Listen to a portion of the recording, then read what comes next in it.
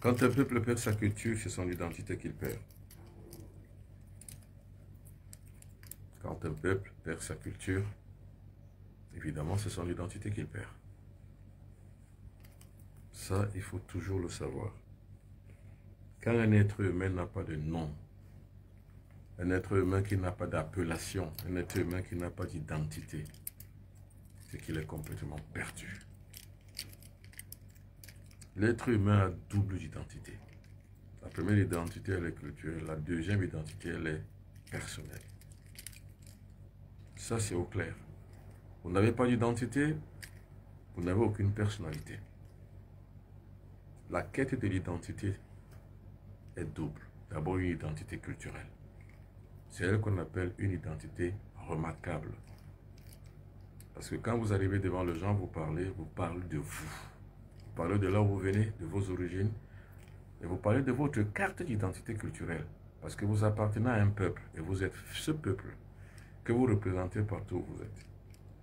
La deuxième identité, elle est une carte spirituelle individuelle. C'est elle qui vous différencie des autres. Alors, dans votre identité culturelle, elle est une appartenance commune. C'est-à-dire que vous n'êtes pas seul. Vous êtes tout nombreux à pouvoir appartenir à cette identité culturelle. Mais à partir du moment où vous vous détachez vous-même, à créer votre propre carte d'identité, il vous faut trois choses. Un nouveau nom, on appelle le nom mystique. C'est-à-dire, moi je m'appelle Mbobok Binobiton. Ça c'est un nom de convenance sociale. Mais un nom mystique, c'est un nom que personne ne connaît. Et d'où je relève l'équivoque de ceux qui, la plupart du temps, pensent me chambrer en me disant « Mais vous êtes un traditionnaliste et vous vous appelez Benoît. » C'est que vous n'avez rien compris. Parce que mon identité spirituelle, je ne m'appelle pas Benoît.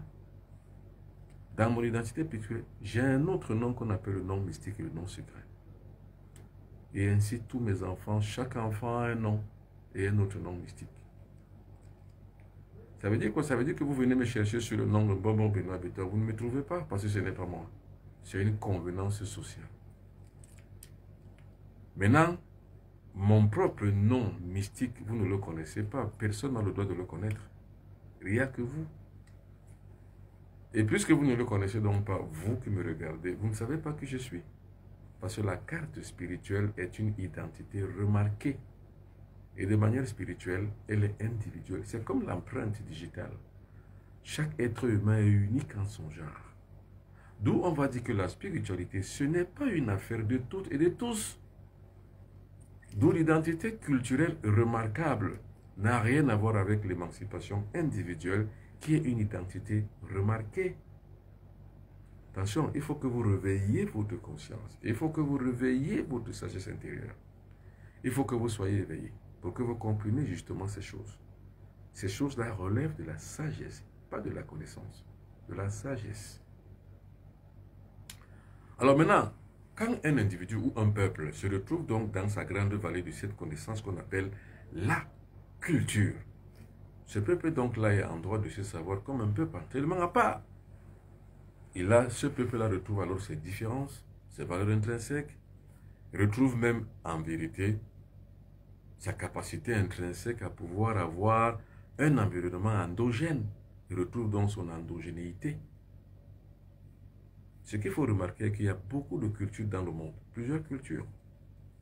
Donc quand un peuple s'identifie à sa propre culture, alors là, ça veut dire que le peuple-là est réveillé. Il est conscient de ses propres enjeux personnels et individuels. Ce peuple devient donc un peuple entièrement à part et à part entière.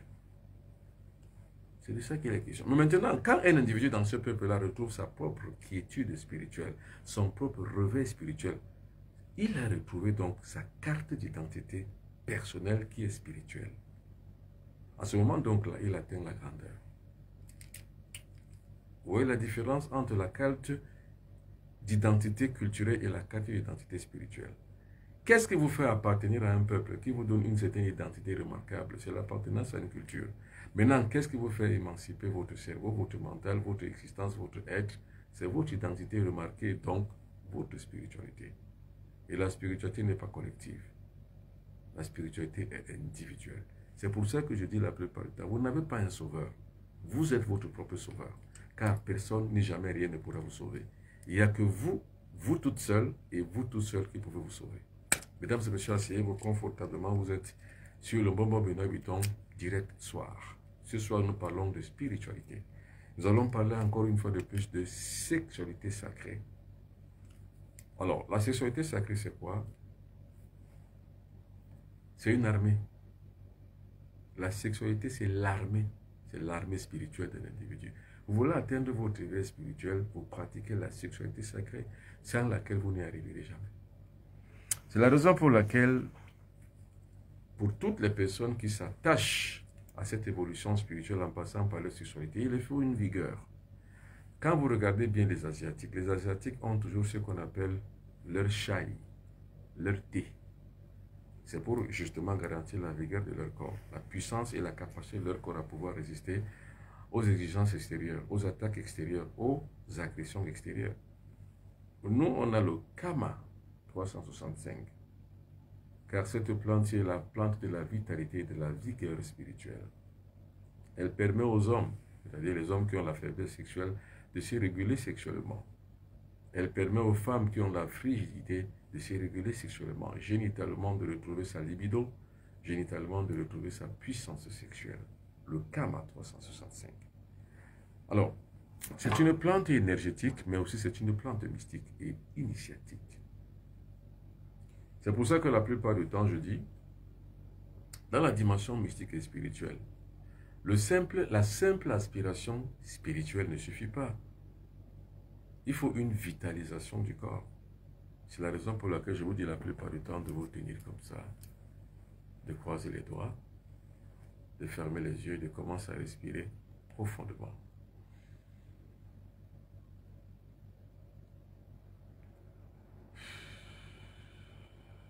C'est-à-dire vous inspirez par les narines. Nous allons compter jusqu'à 5. Monsieur Petit D, Monsieur Antoine Galdima, Monsieur Pierre Kamenye, Madame Olga Kessler. Et vous ici aussi, vous toutes et vous tous qui êtes là, Double Kara, Koumi Seba, Takinde Abamou, Mustapha Ba Diallo, Frankie. Alors, vous allez donc croiser les doigts avec moi. Allez-y. Croisez les doigts, croisez les pieds, fermez les yeux. Je compte jusqu'à 5 et vous allez commencer en même temps que moi par l'inspiration. 1, 2, 3, 4, 5. Top, c'est parti, on inspire fortement, profondément. Bloquez. Expirez.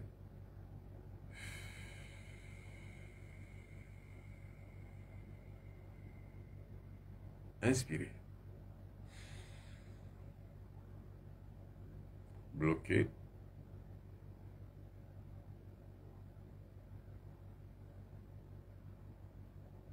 Expirez.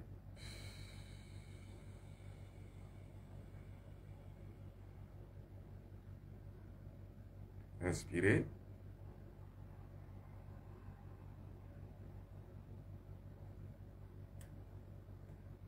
Bloquez.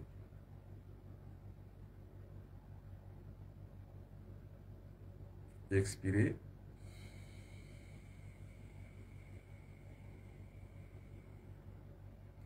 Inspirez.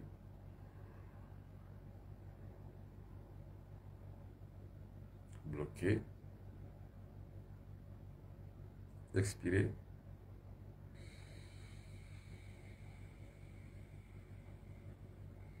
Et enfin, inspirez.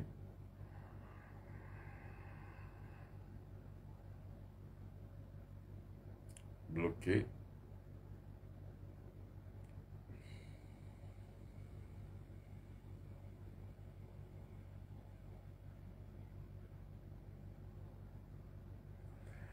Et lorsque vous commencez par faire ce genre de pratique, vous ne buvez pas d'alcool.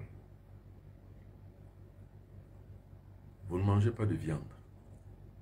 Quand je parle de viande lourde. Vous ne mangez pas de bœuf. Vous ne mangez pas de mouton. Vous ne mangez pas de chèvre. Vous ne mangez pas de porc. Vous mangez les viandes légères, le poisson, le poulet, la dinde. Vous ne buvez pas de lait, qu'il soit écrémé, demi-écrémé ou alors concentré. Vous ne buvez pas le sucre. Jamais. Parce que les déchirures cellulaires sont alimentées par ces nourritures-là.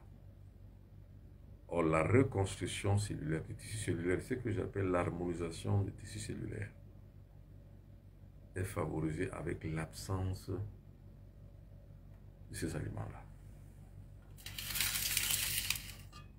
À la place, vous buvez le nectar.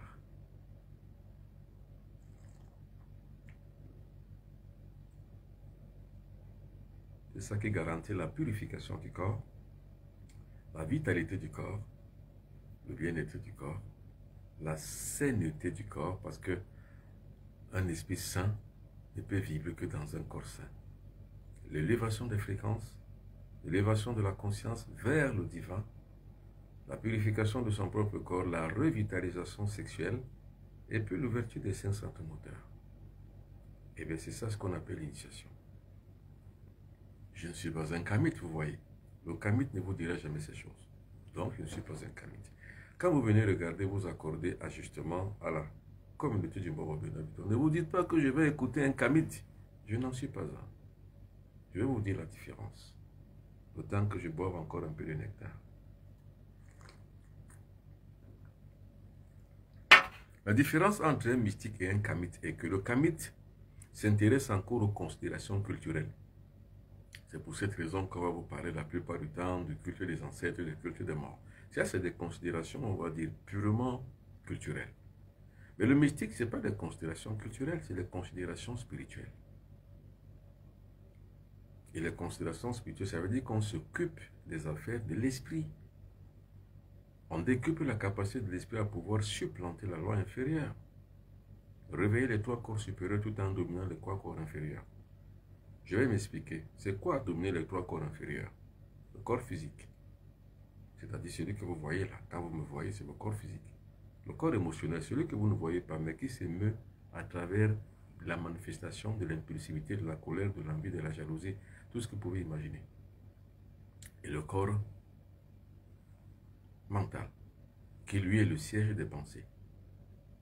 Ça, c'est les trois corps inférieurs. On les appelle les corps de manifestations inférieures. Parce que vous, le corps que vous avez, vous qui êtes vous, par exemple, Benoît Piton, vous avez une boussole qui vous permet de pouvoir faire vivre votre corps. C'est votre âme.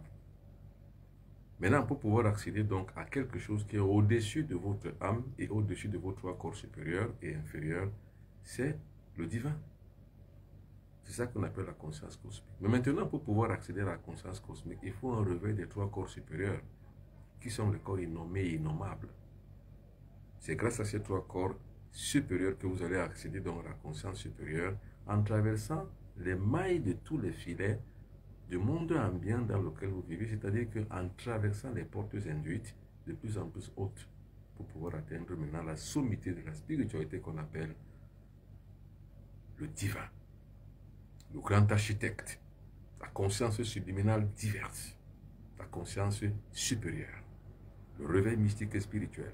Vous voyez la différence entre un kamite qui se dit simplement aux considérations culturelles, il croit au culte des ancêtres, et le mystique qui lui a dépassé ces cultes des ancêtres, pour arriver maintenant et accéder au pouvoir de l'esprit, aux acquis mystiques et spirituels de votre esprit. Vous voyez la différence? Or, je ne suis pas de la première catégorie, donc je ne suis pas un kamite. Je suis sur la deuxième catégorie, donc je suis un mystique. Le kamite n'est pas un mystique, le kamite c'est un culturaliste. Mais le mystique, c'est qui? C'est un spirituel. Le mystique atteint des stades et des étapes de plus en plus élevées, jusqu'à atteindre une étape qui va lui permettre d'être au-dessus de la montagne. Au sommet de la montagne, il étant, continue à percer le mystère qui va lui permettre de pouvoir entrer dans le divin. C'est pour ça qu'on dit la plupart du temps, celui qui traverse les mystères connaît l'origine et la fin de la vie. Celui qui ne traverse pas les mystères ne connaîtra ni l'origine, ni le pendant, ni la fin de la vie. Donc il n'a pas la connaissance. La véritable connaissance, c'est de maîtriser le début, c'est-à-dire que le départ de la vie, le commencement de la vie et la fin de la vie. Ça, c'est la connaissance. Et quand vous avez donc la connaissance de la vie, de l'histoire, de votre histoire personnelle, mais vous êtes libre. Vous avez la conscience supérieure, vous êtes divin, vous êtes divinisé. En divinisant donc son corps, on boit le nectar qu'on appelle l'élixir de longue vie. C'est ça.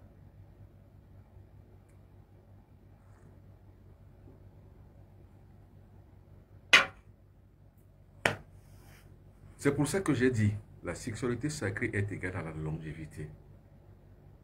Pour créer donc une courroie de conscience. Je dis bien une courroie de conscience pour la longévité, parce que avoir la longévité, c'est une question de conscience. Pour avoir donc la courroie de conscience de la longévité, il faut connaître la sexualité sacrée. Car la longévité d'un individu est liée à sa sexualité. Ce qu'on appelle la cure de jouvence, c'est-à-dire que quoi? Boire le nectar, c'est une cure de jouvence, c'est-à-dire que la redivinisation de son corps, la redynamisation de ses cellules, la reconfection de son tissu cellulaire et la redynamisation de son conscient cellulaire. Parce que le conscient cellulaire, c'est notre ADN. C'est lui qui nous permet donc de pouvoir nous définir en tant qu'individu. Notre ADN, c'est notre acide désoxyribonucléique. C'est-à-dire que c'est ce qui nous caractérise, nous, en tant qu'êtres humains, indivisible, unique en son genre. C'est ça la spiritualité.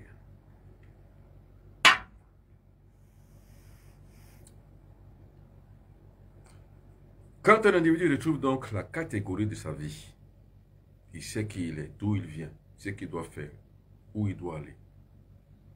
Il a maîtrisé donc ce qu'on appelle le pouvoir temporel. Donc, la temporalité exige quoi? La connaissance de la cosmologie. C'est pour ça que je suis un bonbon. Je ne suis pas un bonbon parce que c'est une finalité, parce que c'est une identité remarquable, non. Je suis un bonbon parce que je dois connaître la cosmologie de mon origine à moi. Ce n'est pas la finalité de mon existence, ni de mon initiation. On doit pouvoir maîtriser justement la mystagogie. Attention, il faudra avoir toujours, à chaque fois que vous m'écoutez, avoir toujours tout à côté un bécherel. Vous avez toujours votre Larousse, si vous voulez. Regardez les mots, prendre les définitions pour mieux comprendre, parce que je ne vais pas à chaque fois expliquer. J'ai parlé de cosmologie, c'est-à-dire la manière par laquelle notre histoire cosmique commence, raconte. Quelle est notre cosmologie? Ça a commencé comment? Et maintenant, connaître sa mystagogie, c'est-à-dire que quel est l'ensemble des cultes que nous avons dans nos cultures différentes. Ça, ce sont les effets éphémères. Donc, ce sont les fondamentaux de la connaissance. Vous commencez d'abord par là. Et enfin, maintenant, connaître justement ce qu'on appelle la cosmogonie. C'est trois choses différentes. La mystagogie, la cosmologie et la cosmogonie. Maintenant, la cosmogonie, c'est quoi? C'est l'ensemble des pratiques, de manière sociologique, qu'un peuple aspire la plupart du temps pour arriver à son patrimoine culturel immatériel. Vous comprenez déjà ce qu'on appelle la spiritualité, disons spiritualité culturelle. C'est le patrimoine culturel immatériel.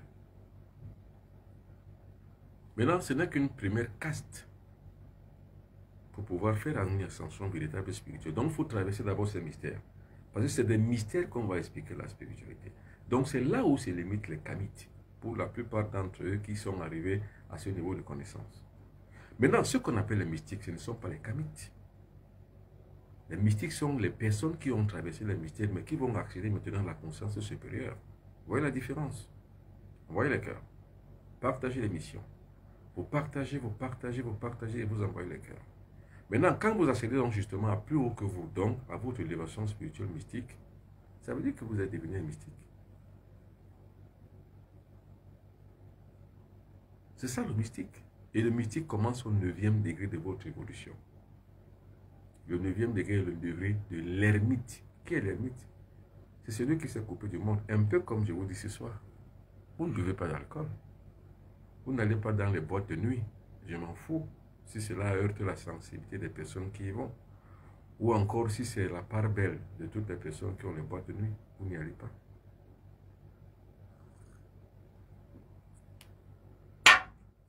Vous n'allez pas dans les stades de football pour regarder les matchs parce que vous allez vous frotter aux gens. quand vous atteignez le degré de l'ermite, vous restez chez vous, vous ne sortez pas. Vous ne sortez qu'en cas d'extrême nécessité. Par exemple, pour aller travailler, par exemple, pour aller faire les courses, par exemple, pour aller, par exemple, assister les autres qui sont malades ou bien qui ont besoin de vous. Sinon, vous restez chez vous. C'est ça l'ermite.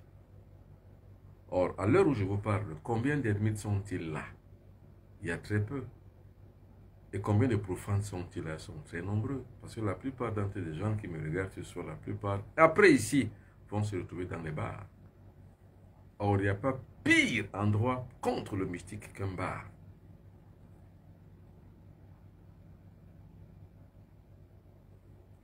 Il faut que ça rentre par là. Et quand ça rentre par là, il ne faut pas que ça sorte par là, il faut que ça reste. Car c'est cette parole qui élève. Voyez le cœur. Monsieur John Garou, envoyez le cœur, partagez l'émission, partagez, partagez, partagez, partagez, partagez, partagez, partagez, partagez. Envoyez le cœur, envoyez le cœur. Parce que envoyer le cœur vous permet de pouvoir maximiser votre conscience, maximiser votre connaissance et aussi maximiser aussi la qualité de la connexion, mais aussi le partage. Car la connaissance est comme du pain, quand on le mange seul, on le digère mal. Il faut toujours partager. Alors, celui qui atteint dans le degré de l'ermite est celui qui ne mange pas. Car le mangeur, en général, hein, le mangeur c'est qui? C'est un glouton. C'est la porte de la gourmandise. Or, la gourmandise, c'est l'un des plus graves péchés capitaux. La gourmandise. Or, celui qui est Adam atteint le degré de l'ermite ne va plus à la sexualité par érotisme, mais par nativisme. L'érotisme, c'est quoi? C'est que vous allez voir quelqu'un qui vous plaît, et vous lui plaisez aussi. Vous vous retrouvez dans son lit, il se retrouve dans votre lit, ou elle se retrouve dans votre lit, et puis finalement, vous y allez, et chacun arrive à la jouissance. Tac, le rôle est fini, c'est fini. Le pressage de ce logiciel-là a été atteint, c'est tout. Mais ce n'est pas pour ça qu'on va à la sexualité. On va à la sexualité pour des raisons nativistes.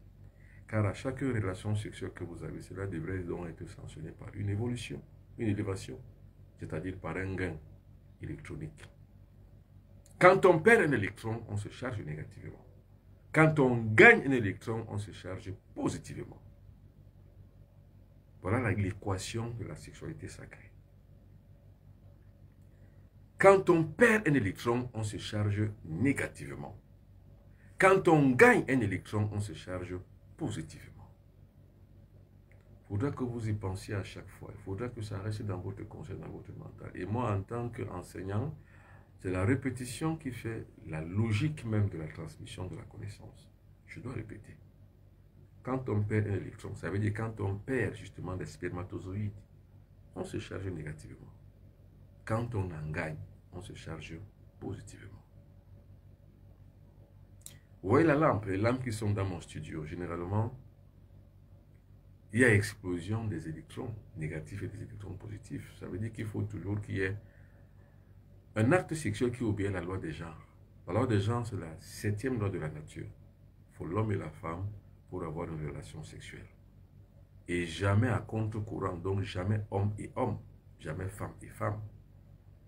Parce que supposons que dans mon studio, j'ai une lampe dont les électrons sont de même nature, c'est-à-dire que les électrons sont à la fois sur les deux pôles, négatifs, négatifs. Ça ne produit pas l'incandescence, ça ne produit pas la lumière. Supposons que c'est plus et plus, c'est-à-dire que les électrons positifs et les électrons négatifs. Plus, plus, ça ne produit rien. Alors, revenons donc maintenant, retranslations ça maintenant sur le point de vue humain.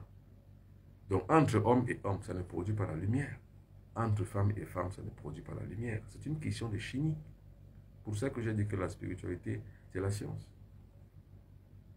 L'alchimie est la transmutation de cette énergie chimique à la base, qui sont des énergies sexuelles. Mais elles doivent être transmuées uniquement par les voies qui y sont récurrentes et qui y sont afférentes. C'est-à-dire que les voies sexuelles, mais une sexualité qui est à la fois, qui obéit à la loi des genres. Le genre masculin et le genre féminin. À ce moment donc là, l'activité sexuelle qui est produite est pour l'activité. Donc on va donc produire ce qu'on appelle l'incandescence. On atteint à ce moment-là, pas la jouissance, on atteint l'extase. En quoi la différence existe-t-elle entre l'extase mystique et la jouissance? Dans la jouissance, il n'y a pas pérennité de l'acte, c'est-à-dire que vous jouissez et vous regrettez pourquoi vous l'avez fait. Vous avez un dégoût. La plupart des fornicateurs le savent. Les gens dépensent beaucoup d'argent pour pouvoir avoir une relation sexuelle qui ne dure que 5 minutes. Parce que la plupart d'hommes aujourd'hui ont une éjaculation précoce, c'est-à-dire qu'en 5, 3, 4, 5 minutes, c'est fini, c'est parti. Boum, comme papa poule sur maman poule, papa coq sur maman poule. Tac, tac, un temps de mouvement, c'est fini. Éjaculation précoce. Qui est là le signe caractéristique de la faiblesse sexuelle. Eh bien, c'est parce que justement, dans la conscience, dans le concept mental, dans votre hypophyse, vous n'êtes pas marqué pour pouvoir avoir une relation durable. Vous êtes marqué pour projeter rapidement et le plus rapidement possible et atteindre le plus rapidement possible la jouissance. C'est une activité sexuelle érotique, très éphémère, qui détruit l'homme et qui fait perdre les électrons. Quand vous en perdez, vous vous chargez négativement. Et quand vous êtes chargé négativement, toute agression extérieure peut vous attraper, peut vous attaquer, peut vous détruire.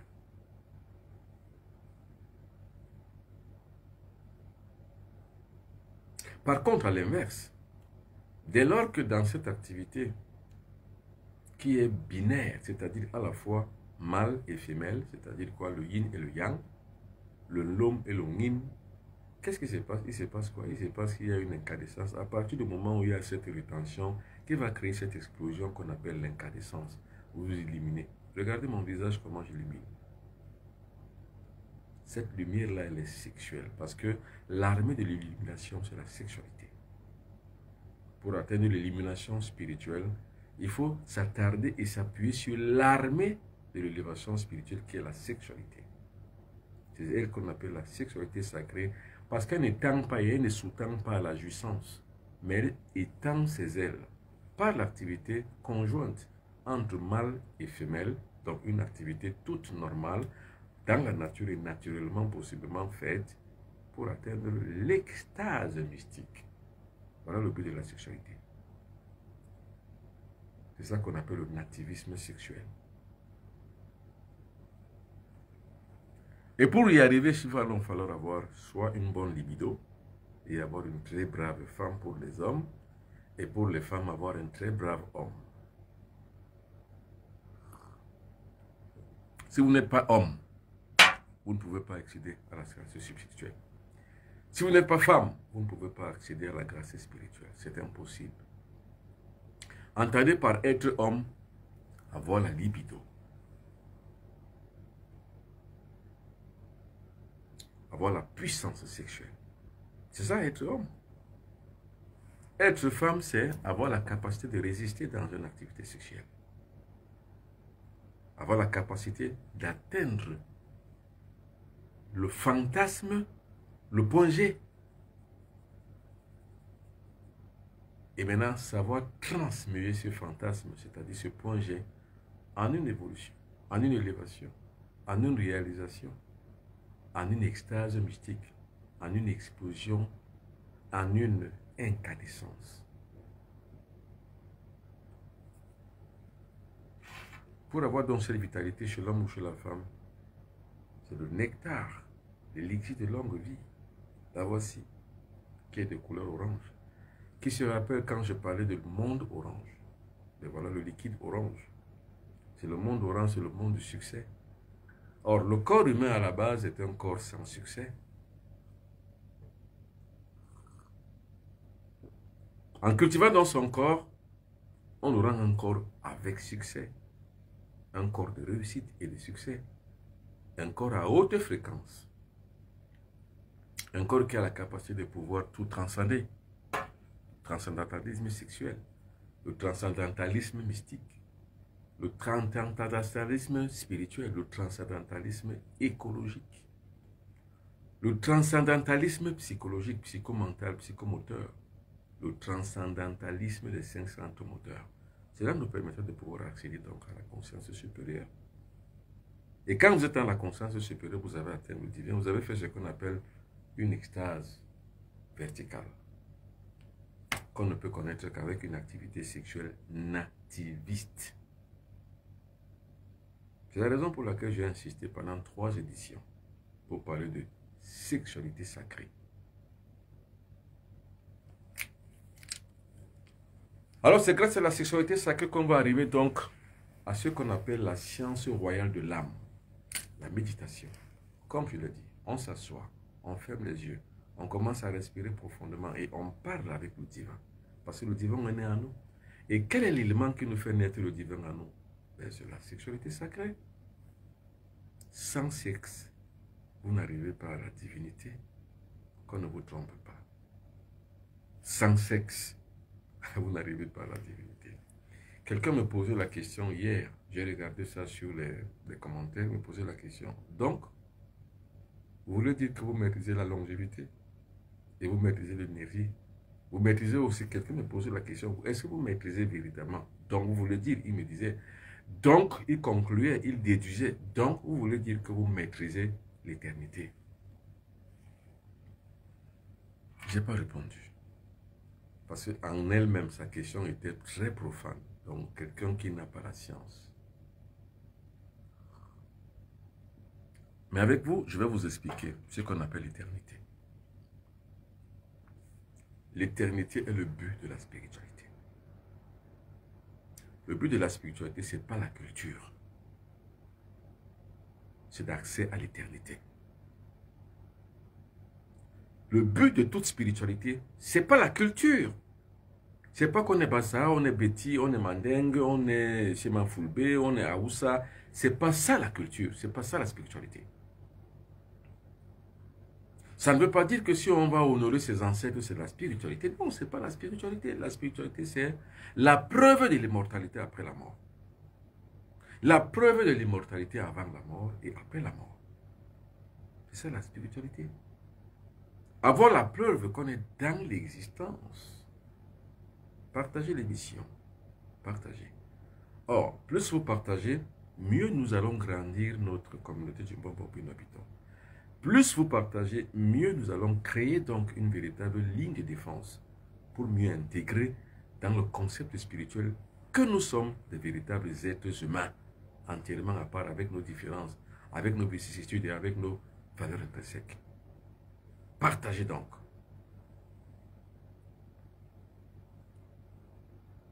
Donc, l'excédentarisme spirituel voudrait que nous puissions avoir le concept qu'il faut pour que nous existions. Et ce concept qu'il faut pour exister, c'est la spiritualité. La carte diététique spirituelle nous permet de pouvoir exister en tant qu'individu. Là, ce n'est plus en tant que peuple. On ne parlera plus du peuple négro-africain, mais on parlera du bon peuple habitant. Ou on parlera de Olga Kester, ou de George Newman, ou de Johnson Happy, ou d'Esther Moulende. On ne parlera plus jamais du peuple Bassa, ou du peuple Sawa, ou du peuple africain. Non, on parlera de l'être, non pas du peuple.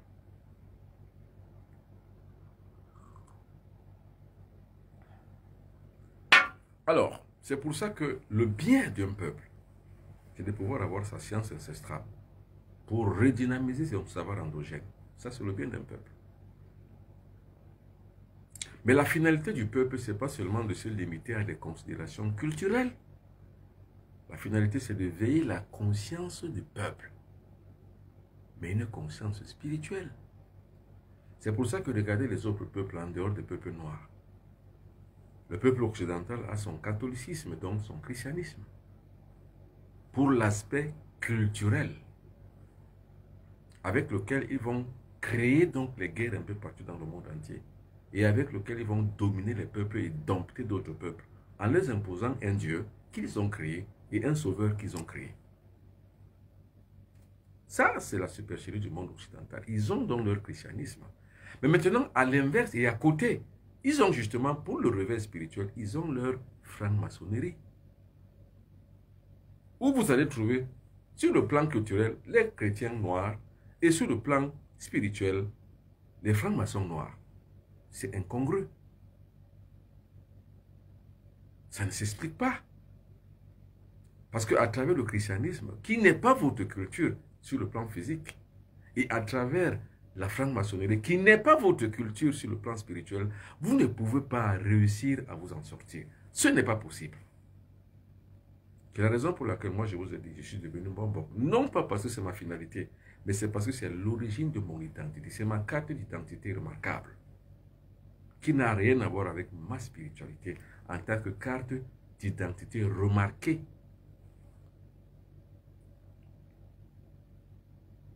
Alors, si vous avez donc les oreilles pour entendre, entendez bien. Mais j'ai du mal à faire une différence entre les oreilles qui entendent et le cerveau qui capte. Parce que je sais que c'est le cerveau qui capte, qui à la fois va digérer la connaissance, la rendre plus subtile et en faire une sagesse. C'est pour cette raison justement que j'ai du mal à faire une différence entre l'idiot et l'intelligent. J'ai du mal à faire une différence. Pour moi, l'idiot, c'est l'intelligent utile. Et pour moi, l'intelligent utile, c'est l'idiot inutile. Vous voyez un peu. Alors maintenant, comment on peut donc passer de l'idiot utile à l'intelligent utile? Ou de l'idiot utile et l'intelligent inutile? Mais ce n'est pas la transmutation alchimique, c'est-à-dire que pas la transformation de soi.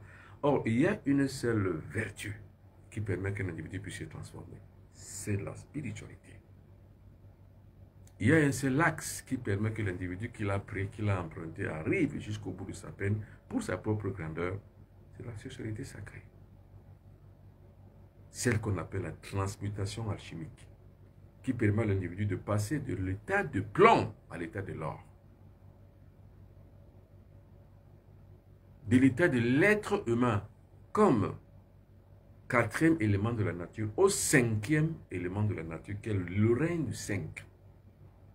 Donc l'être humain, qui a peut-être, comme on dit la loi de la réincarnation, s'est développé, s'est évolué. Ce qui est sur l'évolution est un principe cosmique, est un principe naturel. L'être humain qui a commencé par être un minéral, ensuite il est devenu un végétal, après il est devenu un animal, après l'animal est devenu humain.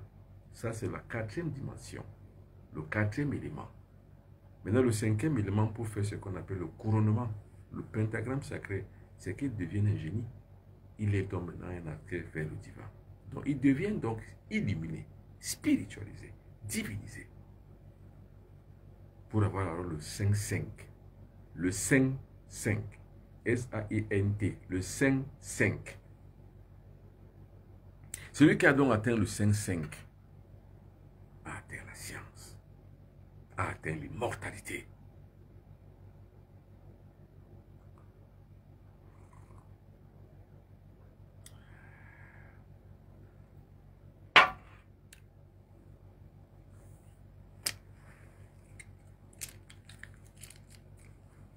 Alors, s'il te plaît, je rêve souvent des endroits de mon enfance. Cela veut dire quoi, Kangramet? Quelqu'un qui rêve la plupart du temps des endroits de son enfance, c'est-à-dire quoi? Ça veut dire qu'il a une mémoire forte. Parce que la mémoire de l'enfance, la plupart du temps, on la perd avec le temps. Mais quand on arrive justement à avoir la mémoire de l'enfance, ça veut dire que sa mémoire est importante et elle est très bonne. Donc, vous avez une très bonne mémoire. Alors, quelqu'un d'autre me pose la question de savoir. Alors, sur quoi peut-on se fonder pour pouvoir avoir l'enseignement? Comme je le dis la plupart du temps, écrivez-moi. Fondez-vous sur ça. C'est-à-dire que sur mon compte WhatsApp, je suis là pour ça, pour initier les gens. Je suis là pour ça.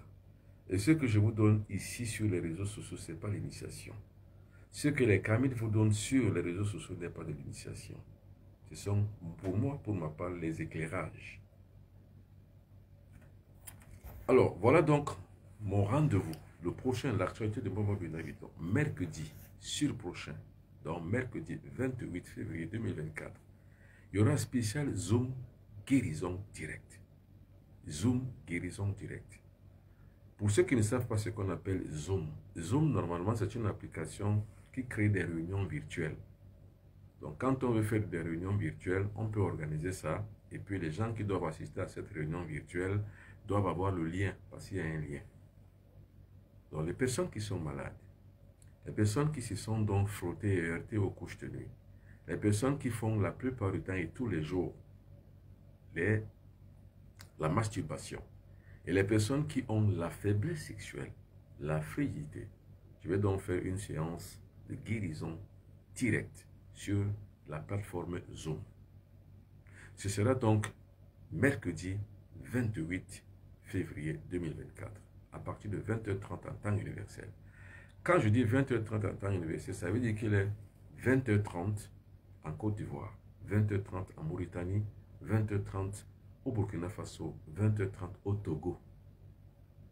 Mais il sera 21h30 dans tous les pays d'Afrique centrale, c'est-à-dire le Cameroun, la Centrafrique, le Gabon, le Congo-Brazzaville. Il sera 21h30. Ce sera la même heure en Europe, c'est-à-dire en Europe centrale, en Europe de l'Est et en Europe de l'Ouest. Il sera 15h30 aux États-Unis et au Canada. C'est là où va se passer ce Zoom guérison direct. C'est une conférence en fait. Mais pour assister à cette conférence, demandez le lien ici. Attention, ce n'est pas du blablabla. Et il faut également remarquer que la plupart des gens sont victimes d'arnaques sur Internet. Parce que la plupart des gens sont naïfs. Ce sont mes comptes ici. Si vous voyez mon nom sur un compte et que ce ne sont pas les mêmes numéros, c'est que ce n'est pas moi, c'est que c'est un arnaqueur. Donc, ne vous laissez pas arnaquer. Alors, si vous ne pouvez pas me joindre sur mes deux comptes WhatsApp, vous pouvez me joindre également sur mon compte Gmail, benoît.biton@gmail.com. Voilà mes deux comptes. Compte WhatsApp, compte Gmail. Et vous regardez un peu pour vous qui êtes sur Twitter, vous voulez regarder mes émissions par exemple sur Facebook, voilà le compte Facebook du Moment Benoît Biton. Et ne vous inquiétez pas. La deuxième actualité, c'est que je serai à Paris du 19 avril au 29 avril. Je serai à Paris. Du 19 au 29 avril, je serai à Paris. Pendant 10 jours, je serai à Paris. Et là, quand je suis à Paris, c'est pour faire des activités spirituelles. 1. D'abord, des consultations. 2. Des guérisons. 3. Des stages initiatiques qui permettront donc justement que les personnes qui veulent se faire initier puissent trouver leur initiation, la porte de leur initiation à travers nous. 4. Ce seront également les délivrances. Parce que certaines personnes sont victimes des couches de nuit, victimes des activités maléfiques, victimes des envoûtements, victimes des sorts. Donc, il y a également des séances de délivrance. Et pour pouvoir donc participer et bénéficier de tout ceci, écrivez-moi ici. Vous prenez rendez-vous longtemps à l'avance pour que quand je vienne, je vous donne rendez-vous déjà avant de partir d'ici. Vous savez déjà à quelle heure et à quel moment on va se rencontrer. 00237 677 24 67 96 0033 6 41 57 65 11. Là, j'espère que vous avez compris. Alors, quelqu'un me pose encore une question. Pardon, comment savoir si son cerveau est mangé comme on dit? Ah oui, comment donc savoir que le cerveau a été, on va dire, truqué? Comment on truque un cerveau? C'est très facile de truquer un cerveau. Or, maintenant, il y a deux catégories de personnes au monde, les bourreaux et les victimes. C'est-à-dire, le bourreau fait quoi? Et la victime subit quoi? Qu'est-ce que le bourreau fait? Le bourreau prend votre photo, fait des incantations, parce que tout est incantatoire en fait. Va donc truquer dans son incantation votre cerveau, parce que tout est une question d'énergie. Ce que tu dis montre que tu es. Et ce que tu dis la plupart du temps a la capacité de ton énergie, de ton pouvoir. C'est pas sorcier, hein? C'est le langage. Qu'est-ce qu'on appelle l'incantation? L'incantation, ce sont les mots-clés qui réussissent à coup sûr sur un certain nombre de rites. Donc, il fait le rite de votre photo, il pointe une aiguille sur votre cerveau, il aspire votre énergie, il la transmet soit à quelqu'un d'autre, à son enfant, à sa fille, à son garçon, à son père, à sa mère. Et c'est la même chose aussi quand on veut faire le transfert de santé. Quelqu'un est malade. Lui qui est malade, on prend sa maladie, on la transmet chez quelqu'un d'autre, justement par le même phénomène. Ou alors on prend inversement la santé de chez l'autre et on la lui remet. C'est un transfert d'énergie. Ce n'est pas la sorcellerie. Tout le monde peut le faire, même vous pouvez le faire. Maintenant, quand on truque dans le cerveau comme ça, par les incantations, eh bien effectivement, votre cerveau est pris. Maintenant, comment le savez-vous? Vous allez perdre la mémoire. Parce que c'est ça la teneur de la question. Comment savoir qu'on a le cerveau mangé? Vous perdez la mémoire, vous oubliez beaucoup. Et vous perdez de l'intelligence. Vous perdez votre latin, vos mots. C'est-à-dire que la cohérence des mots, vous la perdez. Parce que les mots sont cohérents en général. Pour les personnes qui sont de bonne mentalité, de bonne moralité, surtout de bons cerveaux, si vous voulez. Le cerveau émet des sons. Et ces sons-là sont cohérents. Et ces cohérences, généralement, sont des cohérences qui sont très, très artistiques. On appelle ça l'éloquence. Ça veut dire que vous avez une bonne mémoire. Mais quand vous perdez votre latin, c'est-à-dire vous perdez votre langage, vous perdez surtout la cohérence de votre langage, la verve de votre verbe, ça veut dire que vous avez donc été mangé, votre cerveau, par quelqu'un d'autre. Alors, quelqu'un d'autre pose une question comme ceci. Je la lis ici. J'apprends beaucoup, mais rien ne reste. Ben justement, si rien ne reste, c'est parce que justement, vous n'arrivez pas à bien maîtriser. Alors, quelqu'un me pose la question, est-ce que la page dénommée Mbombok Benoît Bitton Mystère vous appartient? Je dis, ce qui m'appartient, c'est ça. Vous allez voir écrit d'une certaine manière. Regardez, vous allez voir que votre Mbombok a M majuscule, B majuscule. Or, le mien n'a pas de mot majuscule. Parce que celui-là a été truqué. Maintenant, pour savoir le bon, c'est le numéro de téléphone. Vous voyez? Et dans le bon, il y a toujours ce que je fais tout le temps, les directs. Pour savoir si c'est bon, regardez les directs tous les 2 jours. Et maintenant, surtout, c'est pour m'écrire moi. Les seules références que vous avez, ce sont les comptes WhatsApp et le compte Gmail.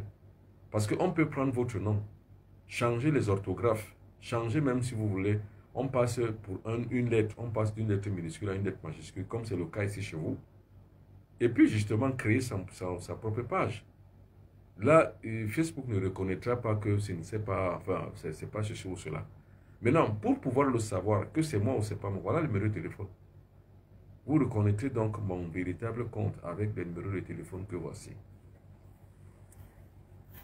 Alors, j'espère que vous avez compris. Bonsoir, je rêve souvent des chiffres. Et récemment, le rêve des chiffres 88, est-ce une signification? Bien sûr, ça a une signification. Ce que vous devez savoir sur les chiffres, c'est quoi? C'est que les chiffres en général sont ce qu'on appelle la numérologie sacrée. Donc quand vous voyez par exemple le chiffre 88, que vous rêvez la plupart du temps, 8, 8 ça fait 16. Alors 1, 7, 1, 6 ça fait 7. Maintenant le 7 c'est le chiffre de l'initiation, c'est le chiffre mystique, c'est le chiffre templier. Donc, si vous rêvez de ça, ça veut dire que vous avez des choses à apprendre. Je ne vous dirai pas forcément d'apprendre auprès de moi. Apprenez là où vous voulez. C'est ce que ça veut dire. Alors, Sabine Amélie dit bonsoir. Bonsoir Sabine Amélie. Alors, quelqu'un d'autre pose une question très importante. Avez-vous une page Facebook? Oui, j'ai une page Facebook. Monsieur Josh Fortum, 237.com. J'ai une page Facebook. Voilà ma page Facebook. La voici ici. Regardez. Mbombok Benoît Bitton Mystère. Mystère à S à la fin. Et tout est écrit en minuscule. C'est mon compte. Maintenant, vous allez voir un autre compte pareil qui est écrit par Mbombok Benoît Bitton, mais les mots sont la plupart du temps en majuscule. Ce n'est pas moi. Et maintenant, pour pouvoir savoir la différence encore, le deuxième indice, c'est que ici, regardez, c'est le numéro de téléphone. Vous verrez que dans des faux comptes, il y aura un numéro de téléphone autre que ces deux-ci. Et un autre compte, on va dire, soit un compte Gmail ou un compte Yahoo ou bien un compte Hotmail. Donc ce sera un autre compte. Mais moi, j'ai le compte benoît.bitton@gmail.com. Ça, personne ne peut l'usurper. Donc prenez-en une différence, prenez-en également aussi une référence. Vous verrez que vous serez tombé. Il y a 2 semaines, j'ai fait 2 rêves où je recevais les billets de banque. Ça veut dire que vous devez travailler. Recevoir les billets de banque ont une double signification. La première signification, c'est qu'il vous faut travailler. Il vous faut rénover dans l'activité que vous faites. La deuxième signification, c'est la plupart du temps, c'est qu'on est en train de vous attaquer mystiquement. Les biais de banque, la plupart du temps, c'est ce qu'on appelle, c'est les pratiques du con, du femme-là, d'une dîme ici chez nous. Alors, c'est un peu ça. Donc, faites attention. Je ne me souviens jamais de mes rêves. Ça veut dire que vous avez une très mauvaise mémoire. Les personnes qui ne se souviennent pas de leurs rêves sont des personnes qui ont une mauvaise mémoire. Maintenant, il faut la cultiver. Comment on cultive donc une mémoire? Par l'initiation mystique et spirituelle. Océane Orfingo, bonsoir. Pourquoi j'ai cette impression d'être un aigle? Peut-être c'est un totem dans votre village. Qui sait? Peut-être c'est votre propre totem. Qui sait? Peut-être c'est votre égrégore. Qui sait? Et l'impression n'est pas forcément aussi une réalité. Peut-être que ce n'est qu'une impression. Je voulais savoir quelle est la différence entre votre initiation et le Kemet. J'ai dit ceci. Le Kemet est une idéologie. Le kémétisme, c'est une idéologie. Vous savez, les Noirs d'aujourd'hui pensent avoir retrouvé leur spiritualité en se basant sur les faits, les rites, les rituels de leurs ancêtres. Voilà la différence. Maintenant, le mystique, c'est qui? C'est celui qui ne rentre pas dans les considérations culturelles de leurs ancêtres. C'est un support. C'est un passage. C'est juste une réculturation et retrouver son identité remarquable, comme je l'ai dit. Le vrai mystique, c'est qui? C'est celui qui ne rentre pas dans ce genre de choses. Parce qu'en fait, rentrer dans les constellations ancestrales, c'est perdre du temps. Les ancêtres, on les utilise uniquement pour des raisons éthiques. C'est tout. Pour des raisons étiologiques. Pour des raisons simplement de pure conjecture. Si je puis le dire. Qu'est-ce que j'entends par une conjecture? C'est une irrésolution funeste. Quand vous avez donc une irrésolution funeste sur un sujet quelconque, vous faites appel à vos ancêtres. Mais ce n'est pas la spiritualité.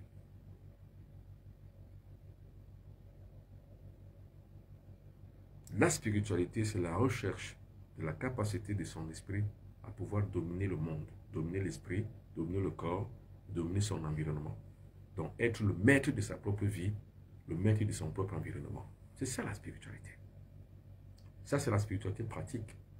C'est sur le plan horizontal. Maintenant, la spiritualité verticale, c'est la recherche de l'ascension effrénée.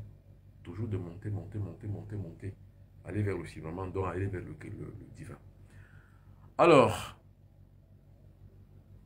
compagnie de grandes personnalités. Quand vous rêvez que vous êtes en compagnie de grandes personnalités, ça veut dire que vous avez une paresse en vous et vous êtes un petit paresseux. Bonsoir maître, pourquoi ne devons-nous pas manger de viande lourde? J'ai déjà expliqué, j'ai dit que tout ceci alourdit votre corps justement, tout ceci produit des maladies et tout ceci sont des vecteurs de graves pathologies comme le cancer, favorise le VIH-Sida. Bref, quand je dis favorise, ça veut dire que ce sont des conditions très favorables pour la migration des microbes, des virus dans votre corps. En fait, ça pourrit votre corps.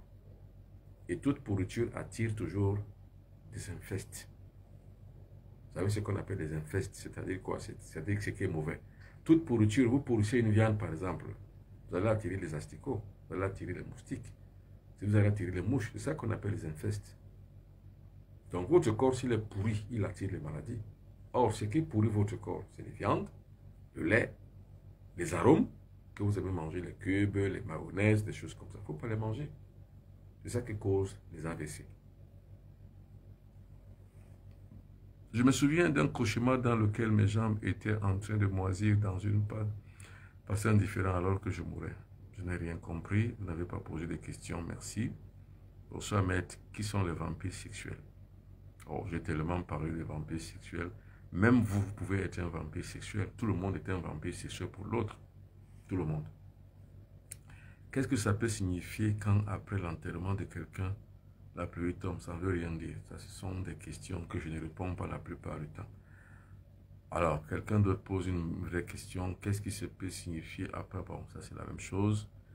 Alors, bonsoir maître. Qui sont les maîtres? J'ai commencé d'ici. Je me dis, bon, je vous ai expliqué. Alors, revenons sur la sexualité sacrée.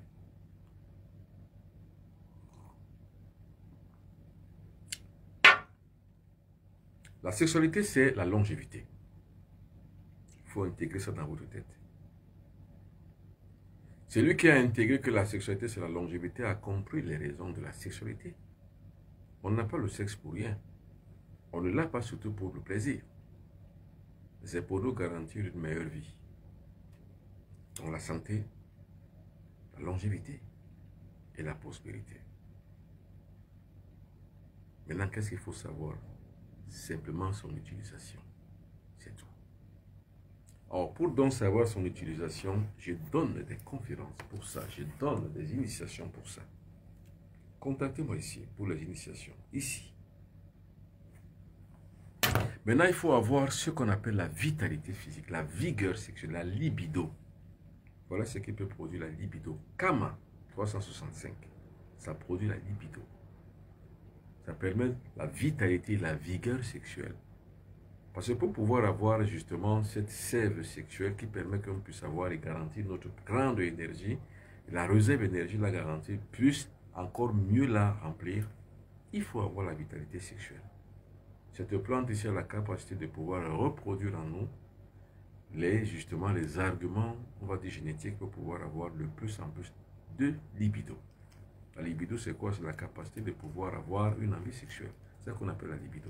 Donc cette plante-ci, on va dire quoi? Propulse la libido. Crée à une forte proportion la libido. Donc plus vous la buvez, plus vous avez envie sexuelle. Car c'est cette envie sexuelle qu'il faut transmuer en une élévation spirituelle. Là, j'espère que vous comprenez bien entendu le mot, ce que ça veut dire. Alors, Stéphanie de Monaco, est-ce que quelqu'un qui rêve jamais, ou l'inverse, ça veut dire qu'il a une mauvaise mémoire? Toutes les personnes rêvent. Maintenant, il s'agit de la mémoire. C'est la mémoire qui reconnaît et qui capte le rêve, qui va le retranscrire au réveil à la conscience corticale. Et quand bien même vous n'avez pas encore rêvé, vous avez déjà rêvé. Pour des personnes qui rêvent et se rappellent, ça veut dire qu'ils ont une bonne mémoire. Pour des personnes qui ne se rappellent pas de leurs rêves, mais ils savent qu'ils ont rêvé, il leur faut travailler la mémoire. Pour les personnes qui ne rêvent pas du tout, ils ont l'impression qu'ils ne rêvent pas du tout, mais alors qu'ils rêvent, seulement leur mémoire leur joue de mauvais tour. Je rêve en train de survoler au-dessus des morts, d'un monde comme le monde Cameroun. Oui, quand on rêve, les rêves de vol, le vol comme un oiseau, ça c'est l'élévation spirituelle. C'est également, ça veut dire qu'on est hors de portée, hors d'atteinte de ses ennemis. Ça veut dire qu'on a une très très bonne protection de soi. Alors, la zazati, comme je disais, que signifie un cauchemar dans lequel mes jambes sont en phase de décomposition, ça veut dire que vous pourrissez en fait. Et la pourriture, ça veut dire quoi? Ça veut dire que vous êtes malade quelque part. Moi, j'ai dit toujours la plupart du temps, ne soyez jamais malade. C'est ça l'enjeu. La vie d'un être humain sur terre, c'est qu'il ne soit jamais malade. Jamais. Jamais. Moi, le bonbon Benaviton, je ne suis jamais malade. Depuis un certain temps, depuis 30 ans aujourd'hui.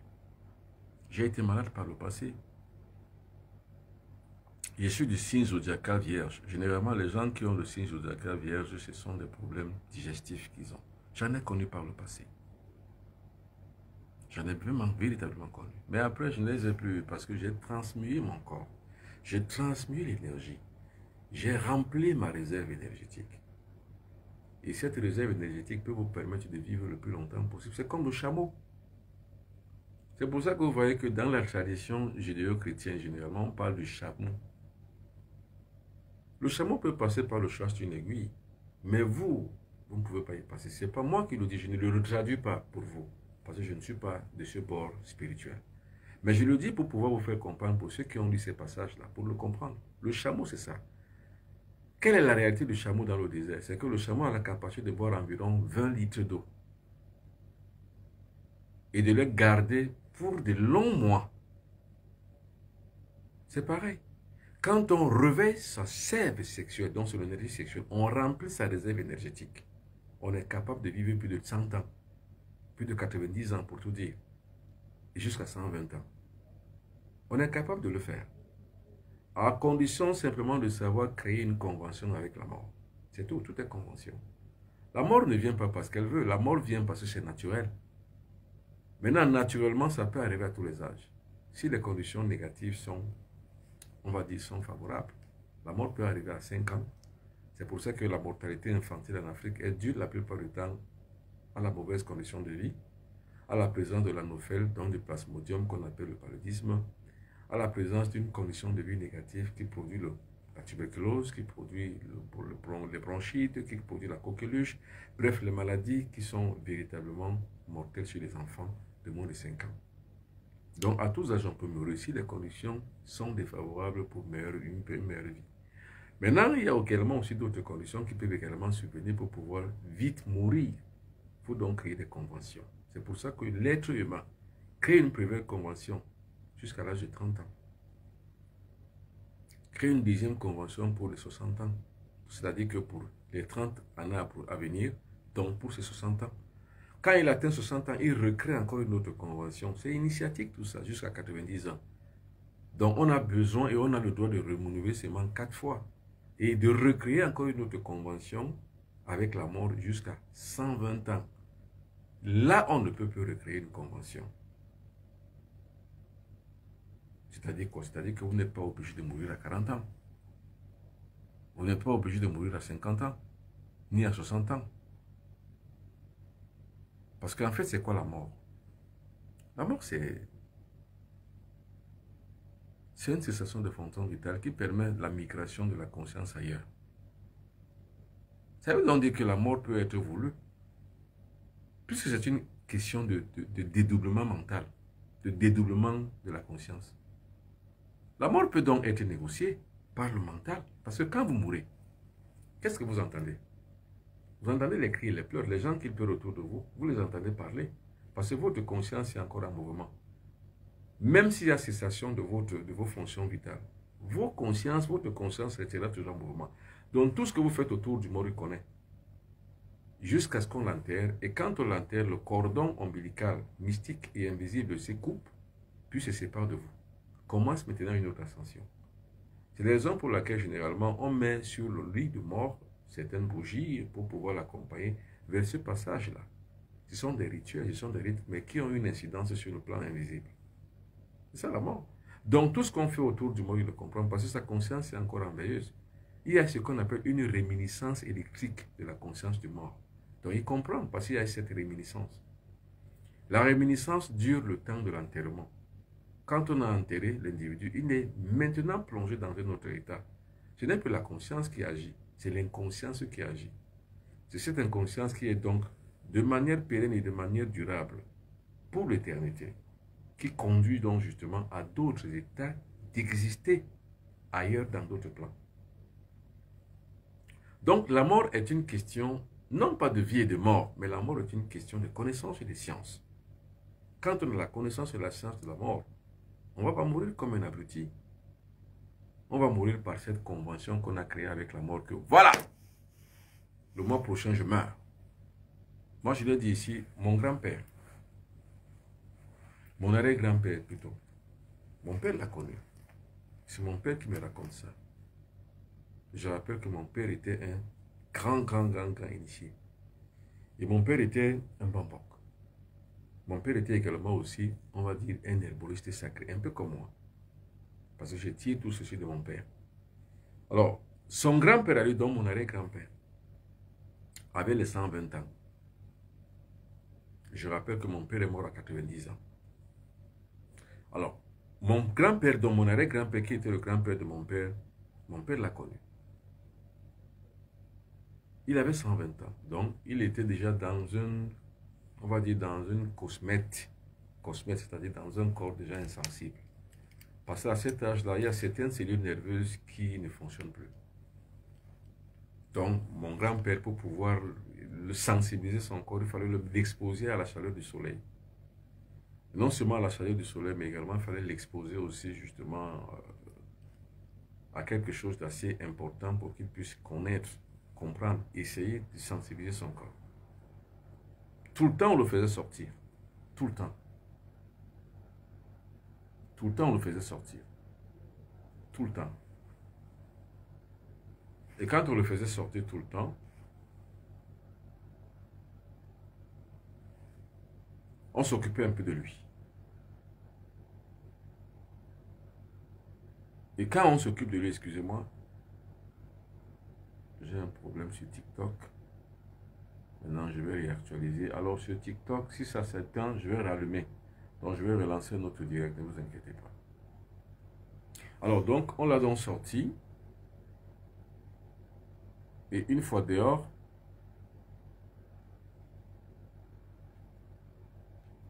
ce matin-là, lui qui ne marchait plus, il s'est levé. Alors, sur TikTok, si ça s'éteint, parce que ça va s'éteindre maintenant, si ça s'éteint, je vais rallumer. Vous allez vous reconnecter à nouveau. Donc, je vais encore faire, voilà. Maintenant, je relance l'émission sur TikTok. Ok, je relance notre direct. Voilà, c'est-à-dire, resuivez encore le Bobo Benoît Béton à nouveau. Je vous relance à nouveau.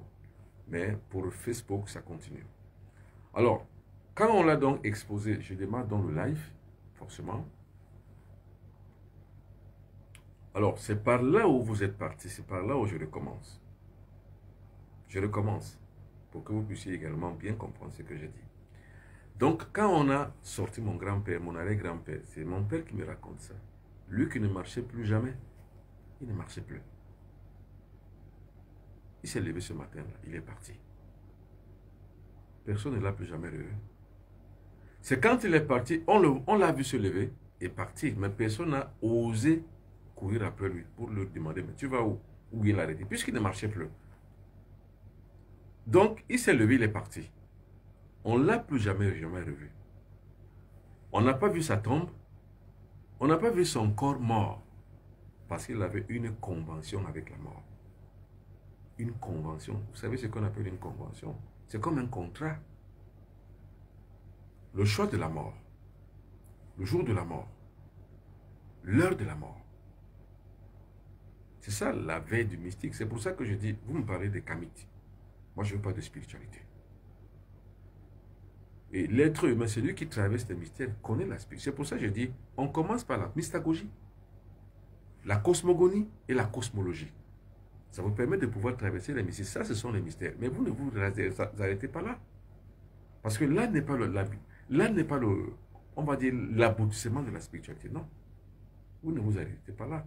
L'aboutissement de la spiritualité, c'est d'atteindre maintenant la spiritualité supérieure. Donc, c'est d'atteindre la conscience supérieure. Donc, c'est la maîtrise de la vie et de la mort.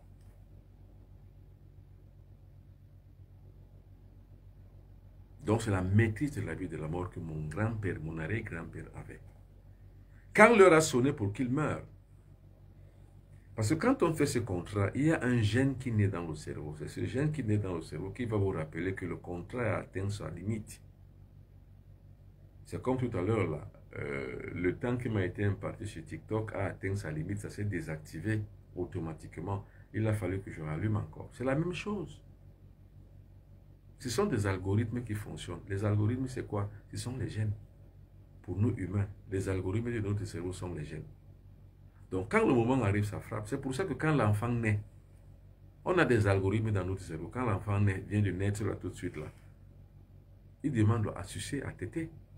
Comment il a appris ça? Nulle part. C'est l'algorithme du cerveau, donc c'est les gènes qui ont... C'est pareil avec la mort. Quand la mort arrive, le cerveau vous en parle.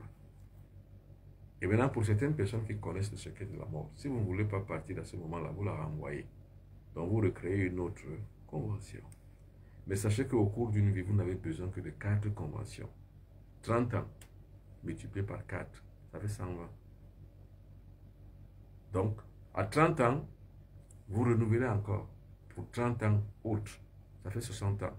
Et après 60 ans, 30 ans encore, 90 ans. Et après 90 ans, vous avez encore la dernière réinitialisation, la dernière reconversion, la dernière convention, jusqu'à 120 ans. Après, vous ne pouvez plus. Je vais apprendre de vous, Océane Orfinga. Pour apprendre de moi, écrivez-moi ici.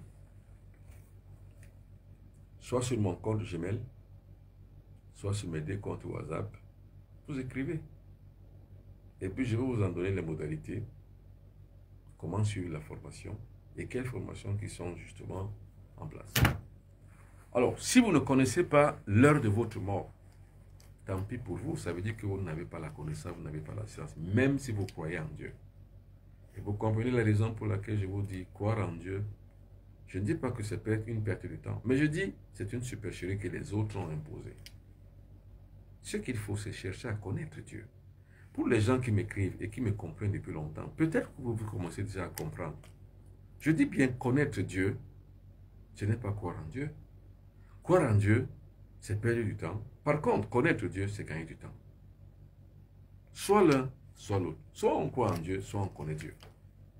Soit on connaît la mort, soit on croit à la mort. Soit on connaît la vie, soit on croit en la vie. Donc, c'est deux choses. Soit on connaît, soit on croit. Or, pour le mystique, pour le kamite, il croit.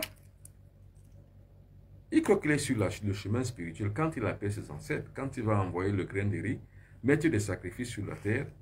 Il croit qu'il est en train justement d'entrer en contact avec ses ancêtres. Par contre, le mystique, c'est pas ça. Le mystique ne croit pas à tout ça. Le mystique, c'est qu'il doit créer une chose. Mais en commençant par créer sa propre personne. Le mystique, c'est qu'il est son propre créateur. Il est son propre Dieu. Le mystique, c'est que s'il y a Dieu quelque part, c'est en lui. Ce n'est pas au ciel. Le mystique, c'est que s'il y a un autre Dieu quelque part, il n'y en a pas un autre. Donc, c'est le rien et le tout. C'est tout. Soit c'est le tout, soit c'est rien. Ça ne peut pas être rien et tout. Non. Ça ne peut pas être rien et tout à la fois. Soit c'est tout, soit c'est rien. Donc, ça ne peut pas être je crois et je connais. Non, soit je crois, je ne connais pas. Soit je connais, je ne crois pas. C'est mon cas. Donc, la différence entre le kamite et le mystique, c'est quoi? Le kamite croit en ses ancêtres. Le mystique connaît ses ancêtres. Le kamite croit en ses rituels et ses rites. Le mystique connaît ses rituels et ses rites. Donc, le but du kamite, c'est de croire. C'est comme le religieux, puisque le kamitisme, c'est une religion. Comme ils disent la plupart du temps, c'est la religion des Africains. Ils y croient, c'est tout. Comme les chrétiens croient en leur religion, c'est comme ça qu'eux également y croient. Bon, quand vous allez par exemple dans les pays du vaudou, comme le Bénin, comme le Togo, comme Haïti, j'ai visité tous ces pays. Ceux qui pratiquent cette religion-là croient en leur religion. Or, les gens comme moi qui ne pratiquent pas ces religions, je n'y crois pas. C'est pour ça qu'un vaudouisant peut tourner tout ce qu'il peut tourner, je ne croirai jamais. Et comme je ne crois pas, ça ne marchera pas avec moi. Peut-être ce qui n'a pas marché pour celui qui croit, pour moi ça ne marchera pas. Quand je suis quelque part qu'un tourniquet fait ses pratiques, ça ne marche pas. Parce que je suis là, mes ordres l'en empêchent. Parce que moi je ne crois pas, je connais. Et merci, je préfère être dans ma position de connaissant. Je n'envie pas la position de celui qui croit. Tout comme je ne veux pas que celui qui croit envie ma position de celui qui connaît. Moi je connais, je ne crois pas. Toi tu crois, tu ne connais pas. Maintenant, je ne dis pas que ceux qui connaissent, dont la connaissance est mieux que la croyance, c'est pas ce que je dis. C'est une question de choix après. Parce qu'il faut savoir que nous avons une dualité. Et dans la sève de la dualité, il y a le yin et le yang, le bien et le mal, la connaissance et l'ignorance. Les ignorants croient, les mystiques connaissent. C'est tout. Et moi, ce que je veux, c'est le réveil identitaire. D'une identité remarquée, où l'individu remarque que lui-même, en lui, sont inscrits des valeurs, la mysticité, les mystères, le divin et le chemin qui vient vers le divin. C'est ma position à moi. Et elle me plaît. Mais ça n'engage en rien les rapports que j'ai avec les gens qui croient. Parce que ceux qui croient, j'ai des rapports excellents avec eux. Déjà en tant que chef. Et en tant qu'être social qui fixe la conscience sociale. Les kamites, je les aime autant que je m'aime moi-même. Parce que le principe de celui qui a atteint le mysticisme, c'est ça. C'est d'aimer son prochain. J'existe, donc je suis. C'est pas que je suis donc j'existe, mais si j'existe d'abord, ça veut dire que je peux être. Or, quand j'existe, j'intègre tous les paradoxes. Ceux qui sont comme moi et ceux qui ne sont pas comme moi. Ceux qui m'aiment et ceux qui ne m'aiment pas, je dois les intégrer. C'est pour ça que quand on m'intronise Mbambok et quand on m'intronise chef du quartier, dans ma gibecière, on met tout. Et en me recantant justement que dans le tout qu'on met, dans cette gibecière qui est en quinconce, il y a le bien, il y a le mal, il y a le yin, il y a le yang, il y a le longueur, il y a le biba, il y a le yin, il y a le nom. Et regardez maintenant ce qu'on appelle l'interactivité dialectique. Dans le yin, il y a le yang. Dans le yang, il y a le yin. Dans le longueur, il y a le biba. Dans le biba, il y a le longueur. Dans le bien, il y a le mal. Dans le mal, il y a le bien. Pour comprendre cette dialectique, imaginez que quand un enfant veut fumer, qui a 5, 6, 7 ans, et vous lui infligez une correction, ça va lui faire du mal, mais vous l'avez empêché de commettre une bêtise. C'est ça le yin et le yang, le bien dans le mal dans le bien. Moi, il y a des gars qui me demandent à boire de l'alcool. Moi, je ne bois pas d'alcool. Si je leur en refuse, je leur ai fait du mal. Mais au fond, je leur ai fait du bien. Je leur ai libéré. Libéré d'un poids charnier qui détruit leurs cellules, qui les rend de plus en plus malades. Oui. Donc, la mort et la vie sont comme ça. Et l'individu qui rentre dans la case de la conscience est un mystique. Ceux qui veulent apprendre le mysticisme avec moi, écrivez-moi ici. Je rappelle, le mercredi 28, donc mercredi prochain, mercredi 28, mercredi prochain, pour les personnes qui sont malades, pour les personnes qui sont, disons, envoûtées, toutes les personnes qui sont sous le coup du vampirisme sexuel, les couches de nuit, la paralysie de nuit, la nourriture de nuit, ce qu'on appelle Zoom guérison directe est un concept que j'ai mis en place parce que tout le monde ne peut pas venir à moi. Je libère donc les gens à distance, là où ils sont, mais ils ont le lien. Pour avoir le lien là, mercredi 28 à partir de 20h30, écrivez-moi ici. Soit sur mon compte Gmail, soit sur mes comptes WhatsApp, l'un d'entre eux. Du 19 au 29 avril 2024, je serai à Paris pour les mêmes raisons initiatiques et spirituelles. Stage initiatique, guérison, délivrance, libération, dépossession, désenvoûtement et consultation. Pour toutes les personnes qui veulent me rencontrer à Paris, ici, prenez rendez-vous à partir d'ici, soit en écrivant, soit en m'appelant. Et quand même vous m'appelez, vous n'avez pas, pouvez pas m'avoir, laissez-moi un message. Dès que j'en prends connaissance, je vous réécris. J'espère que vous comprenez. J'espère que vous avez compris. J'espère que ça passe comme l'eau de roche. Alors, quelqu'un me pose la question, maître, que pensez-vous de l'incantation? Moi, j'ai toujours dit aux gens, toute doctrine pour le mystique que je suis est fausse. Parce que le mystique cherche à connaître, pas à croire. Or, toute doctrine est une croyance. Parce que ce qu'on appelle la réincarnation, c'est une doctrine. C'est une doctrine qui est asiatique. Ce n'est pas notre doctrine, ça. Et tout ce qui est doctrine doit être surpassé. C'est-à-dire quoi? Tout ce à quoi on vous soumet à des credos pour croire, c'est négatif du point de vue spirituel. Donc, comme je vous dis que je ne crois pas, et vous me posez la question, si je crois en la réincarnation, je vous dirais non, je n'y crois pas. Maintenant, si on peut retourner la question différemment, qu'est-ce que je pense de la vie après la mort? Là, je peux vous répondre. Je sais une chose, c'est que la vie après la mort, c'est un dédoublement de la conscience, comme je viens de le dire. C'est-à-dire que vous avez ici une conscience corticale. Donc une conscience qui est liée à la réalité. C'est elle qu'on appelle la conscience corticale. Cette conscience corticale va finir un jour, quand vous allez mourir. Par contre, dans la vie que vous avez menée, dans la traversée des mystères que vous avez connus, vous avez créé une conscience qu'on appelle la conscience subliminale. Celle-là ne meurt pas. C'est avec celle-là que vous allez donc glaner maintenant l'autre chemin que je vous ai dit tout à l'heure, le chemin de l'inconscience qu'on appelle l'éternité.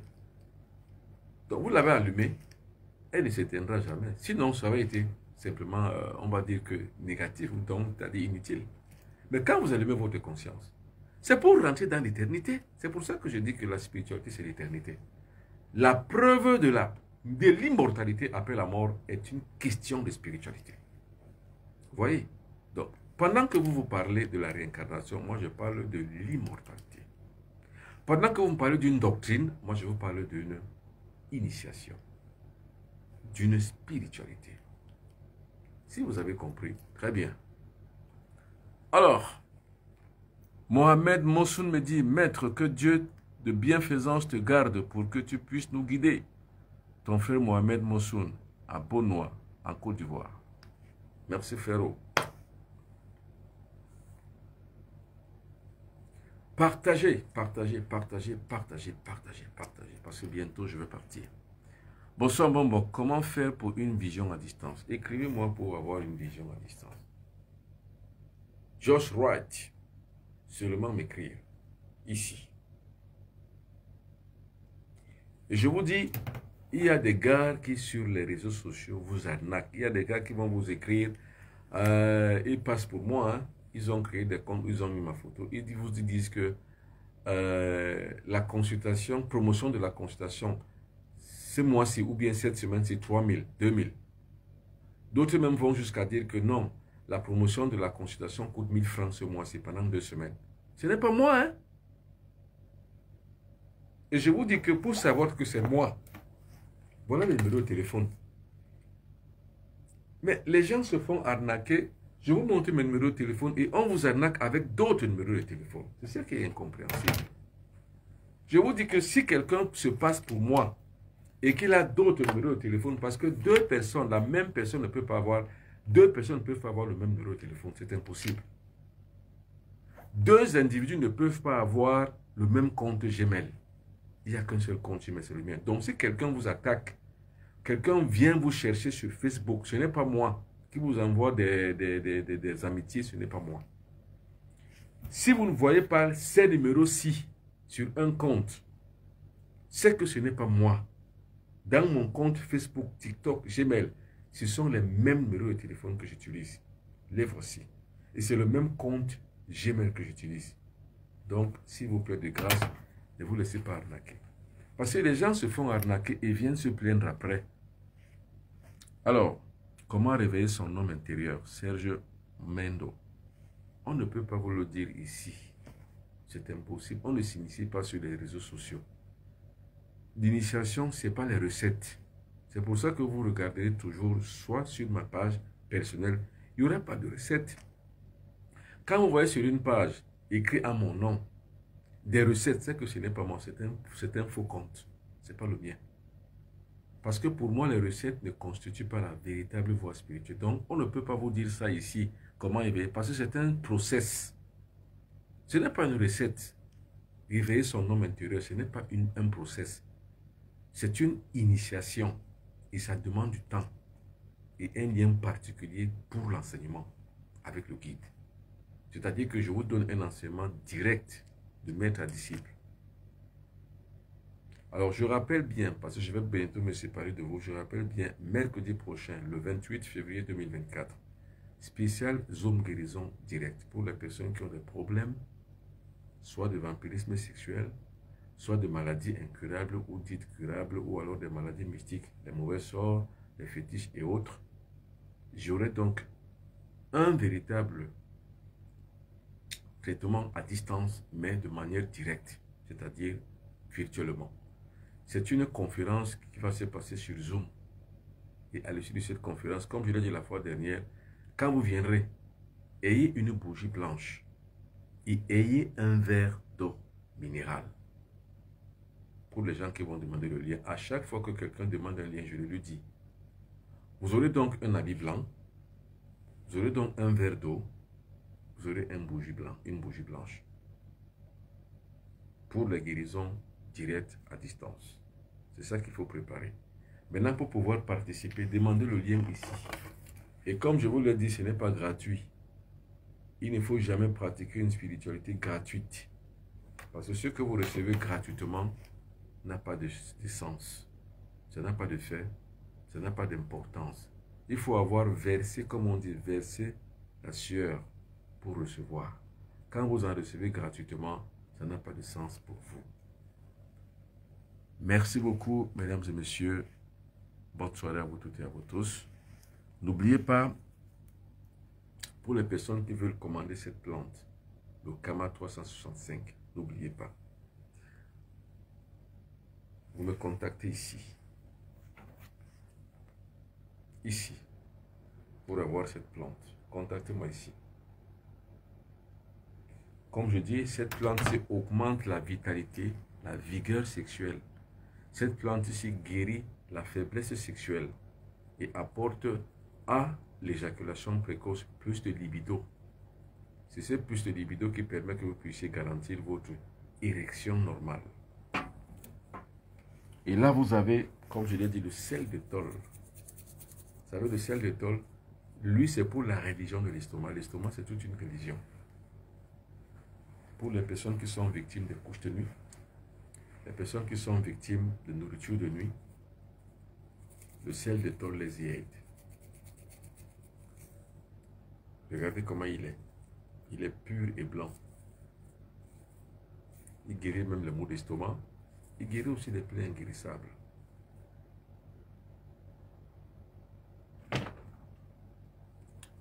Alors, et voilà le savon de tôle. Pour les personnes qui n'ont pas de maïtisme, c'est-à-dire que vous n'attirez pas. Surtout les gens qui veulent séduire, mais ils n'arrivent pas. Voilà, c'est ça. Le savon de tôle, ça purifie l'aura. Pour les personnes qui n'attirent pas le sexe opposé, ou alors les personnes qui ont du mal dans les relations sociales, c'est parce que leur aura ne brille pas. Ça fait briller l'aura. Pour des gens qui sont détestés, vous arrivez quelque part, les gens vous repoussent, c'est parce que vous avez une mauvaise vibration en vous. On se lave avec le savon de tôle. Tous ces savons, toutes ces choses, je les mets en place pour la bonne conscience des hommes, des femmes et des personnes qui sont dans le besoin. C'est en cela que je sais que je suis un serviteur de l'humanité. Le service est donc mon rôle et ma mission sur terre. Rendre service, éveiller les consciences, élever les gens, me lever moi-même et les faire élever eux-mêmes. Le savon de tôle, le sel de tôle, le Kama 365, l'élixir de longue vie.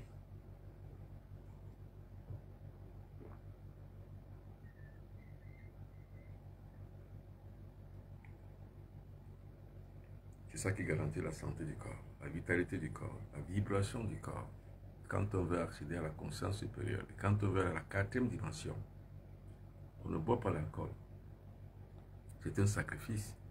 Et ce sont des grands renoncements qui font des grandes vies spirituelles. Vous renoncez à la bière, vous renoncez au vin, vous renoncez tous azimuts à tout ce qui est alcool. Vous renoncez à tous les goûts, des plats copieux, vous renoncez. Vous mangez des plats que vous n'aimez pas. C'est comme ça que vous détruisez votre moi intérieur. Et quand vous avez détruit votre moi intérieur, vous avez la possibilité de pouvoir élever votre conscience. Tout a un prix, tout a un sacrifice. Mais les gens, les kamites, eux pensent qu'il faut sacrifier les animaux pour pouvoir accéder aux faveurs. Non, le mystique pense pas ça. Le mystique pense qu'il faut se sacrifier soi-même afin de pouvoir y arriver. Moi, je suis un sacrifié. Vous savez le nombre de visiteurs que j'ai par jour. Vous savez le nombre d'affamés que je rencontre par jour. Le nombre de nécessiteux que je rencontre par jour. Et les dépenses que je fais par jour. Donc chaque fois que je voyage, tout ce que je gagne quand je reviens, c'est pour le départager. C'est ça le serviteur. C'est ça le mystique. Ce n'est pas une question de kamite. C'est une question de spiritualité et de mysticisme. J'ai appris à rester affamé et faire manger les autres. C'est ça le mystique. Vous ne pouvez pas dire que vous êtes mystique si vous avez la main tendue, tordue. Vous ne donnez rien, non. La main tendue, quand elle est tordue, ce n'est pas le mysticisme, ça. Pour le mystique, la main est tendue comme ça. Il donne avec grâce. Or, le cosmos aime ceux qui donnent avec grâce. La nature aime les personnes qui donnent avec grâce. Kamit Fongan qui me dit, Tamba, Nous sommes tous kamites, patriarche, non. Si c'est pour la peau noire, oui. Nous sommes tous kamites noirs. Mais si c'est pour l'idéologie, je ne fais pas partie de l'idéologie kamite. C'est ce que je viens de dire. Alors, Madame Adèle Mabel Ngongom qui dit merci pour tous ces encouragements. Merci. Madame Georges, Monsieur Georges Newman. Alors ici, beaucoup de gens qui ont écrit. Et la personne qui me touche le plus dans tout ce qu'il vient de dire, c'est Michael Moifo qui dit merci grand maître. Ça me touche bien. Quand on me dit merci, ça me touche. Ça veut dire que j'ai servi à quelque chose ce soir. Merci. Merci, merci à toutes et à tous. Merci.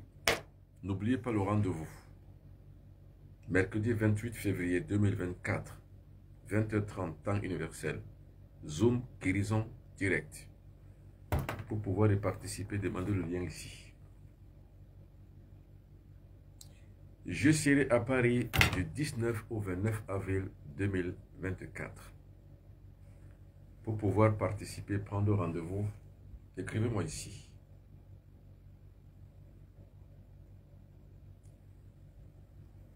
Merci beaucoup. Bonne soirée.